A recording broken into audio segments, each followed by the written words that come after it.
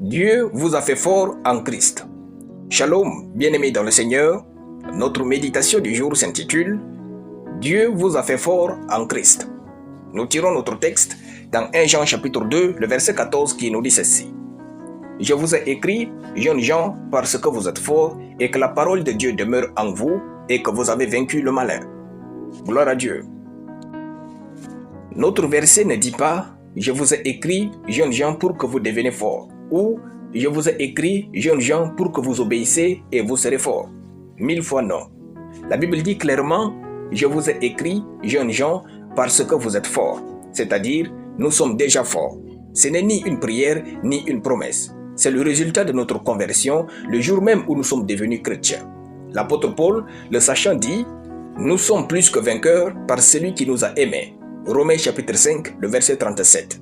Nous sommes forts et c'est une vérité que nous devons porter comme nous portons notre nom. Cela doit être évident en nous, si évident que nous le proclamons. Nous sommes forts parce que Dieu est avec nous tous les jours. Soyons fiers d'être chrétiens et vivons notre foi avec audace et dignité. L'apôtre Jean a fait mention de deux choses dans notre verset. La parole de Dieu demeure en vous et vous avez vaincu le malin. Ces deux choses sont fondamentales pour nous maintenir forts en Christ et non pour nous faire devenir forts. En effet, la parole de Dieu vient demeurer en nous premièrement par la méditation, ensuite par compréhension, puis par proclamation et enfin par la pratique. En agissant ainsi, la parole de Dieu trouve place en nous. Jean dit « Vous avez vaincu le malin ». Il n'a pas dit « Vous allez vous battre avec le malin et vous le vaincrez au nom de Jésus ». Il dit « Vous avez vaincu le malin ». Le temps de conjugaison est le passé composé, c'est-à-dire c'est du déjà accompli.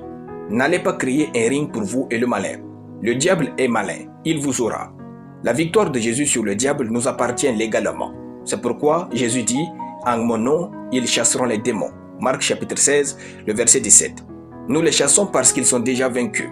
Il dit aussi « Voici, je vous ai donné le pouvoir de marcher sur les serpents et les scorpions et sur toute la puissance de l'ennemi et rien ne pourra vous nuire. » Luc chapitre 10, le verset 19.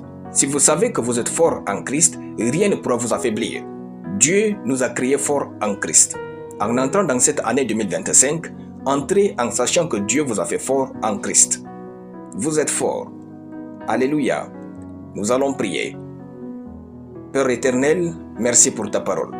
Je déclare que je suis fort en Christ et vainqueur au nom de Jésus. Amen. La lecture biblique en une année, Apocalypse chapitre 1 à Apocalypse chapitre 11. Soyez bénis, c'était le pain du ciel.